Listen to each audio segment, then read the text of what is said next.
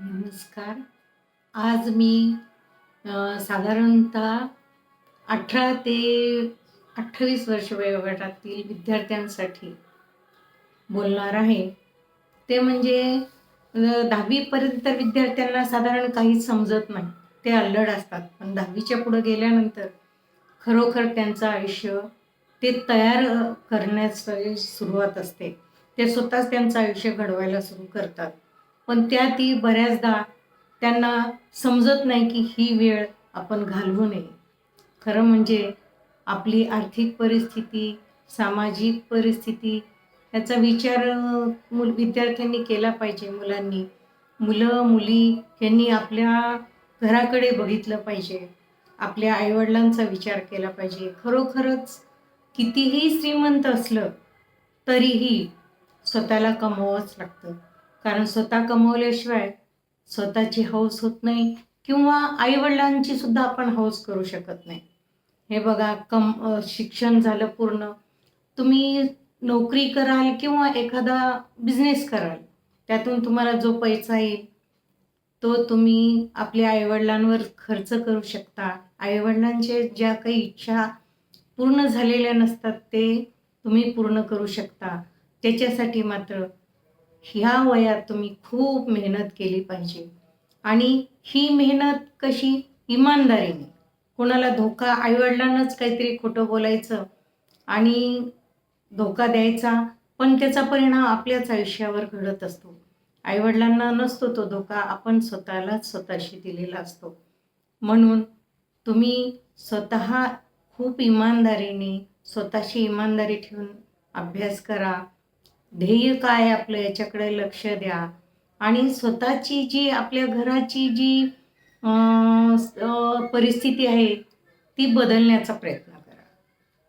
खूप बरेच श्रीमंत असतील, पण त्यातूनही स्वतःची त्यात कुवत दाखवलीच पाहिजे. कारण आई-वडिलांच्या जीवावर बसून चालत नाही. अहो, किती दिवस आपल्याला आई-वडील खायला घालतील आणि दुसऱ्यांनी दिलेल्या पैशातून आपला पूर्ण इच्छा होऊच शकत नाहीत. ते देणार किती आणि आपण आपल्या इच्छा त्यातून किती पूर्ण करायच्या. पूर्ण आयुष्य पडलेलं असतं. आपले आई-वडील सुद्धा आपल्याला पूर्ण आयुष्यभर साथ देऊ शकत नाहीत. आई-वडिलांनी तुमचं घर खूप छान आहे सध्याच्या परिस्थितीत. पण आणखी 10 वर्षानंतर त्या घराची सुद्धा दुरुस्ती निघते. तेवढी तर आपल्याला करावीच लागेल ना. किंवा आई-वडिलांचं सुद्धा आरोग्य धोक्यात असतं. आई-वडिलांना सुद्धा म्हातारपणीचे आजार जडलेले असतात. त्यासाठी मात्र तुम्ही हे सर्व काम करण्यासाठी तुमच्यात कुवत आली पाहिजे, तुमच्यात हिंमत आली पाहिजे आणि ती म्हणजे मला असं वाटतं की शिक्षणातूनच येते. शिक्षणातून आत्मविश्वास पण वाढतो आणि कसं आहे परिस्थिती हा माणूस स्वतःची स्वतःच बदलू शकतो. त्यासाठी दुसरा माणूस काहीच करू शकत नाही. तुमच्या घरची परिस्थिती तुम्हीच बदलू शकाल.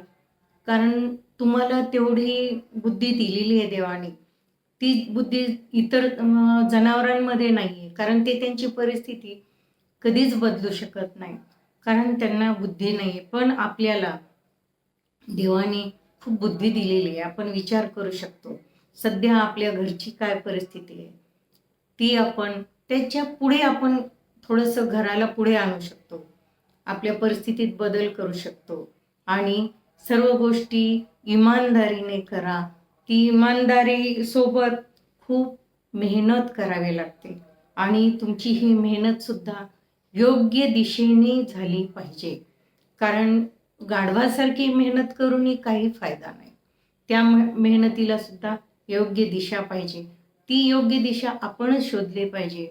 आपल्या ध्येयाकडे जाण्याचा मार्ग आपणच शोधला पाहिजे.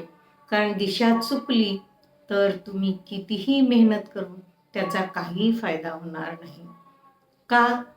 तर विनाकारण दिशाहीन मेहनत. तुम्ही जाणार कुठे? तुम्हाला नेमकं काय करायचं याचा विचार तुम्ही केला पाहिजे. तुम्हाला जायचं आहे एका गावाला आणि तुम्ही तो चुकीच्या मार्गाने दुसरीकडे जर गेलात, ते गाव तुम्हाला सापडेल का? नाही. त्यासाठी तुम्ही योग्य मार्ग निवडला पाहिजे आणि सगळ्यात महत्त्वाचं म्हणजे प्रत्येक खुशी मिळवण्यासाठी किंवा तुम्हाला असं वाटतं ना, की आपण पुढे जाऊन खूप चांगलं जीवन व्यतीत करावं.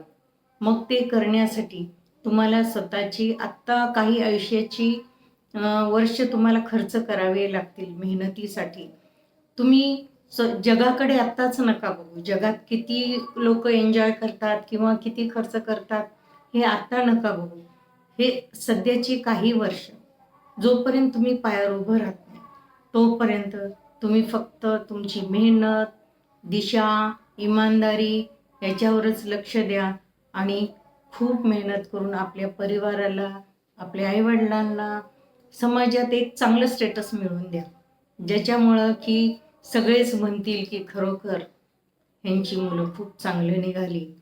आणि समजा तुम्ही शिकला नाही तर प्रत्येक वेळेस नातेवाईकांची किंवा ओळखी पाळखीच्यांची टोमणी सुद्धा आईवडिलांना खावी लागतात.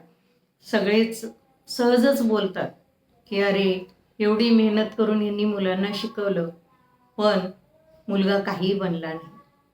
ती वेळ येऊ देऊ नका. कारण आई वडील तुम्हाला काय करतील, तुम्हाला जे काही पाहिजे ते पुरवतील. त्यांनी खूप मेहनत करतील.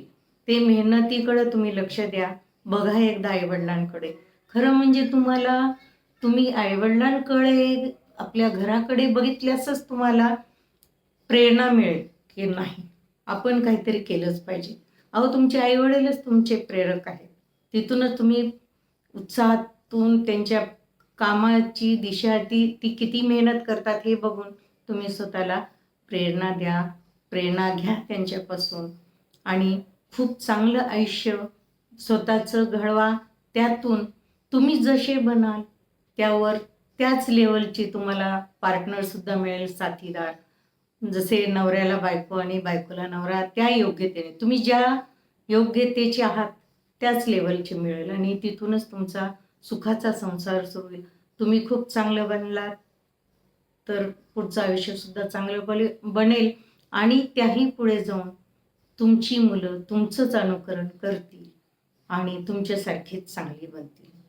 त्यासाठी आपण थोडा विचार करून आणि स्वतःवर संयम ठेवून चांगल्या दिशेने, योग्य दिशेने जा आणि योग्य मार्गाने जा आणि तुमचं ध्येय साध्य करा.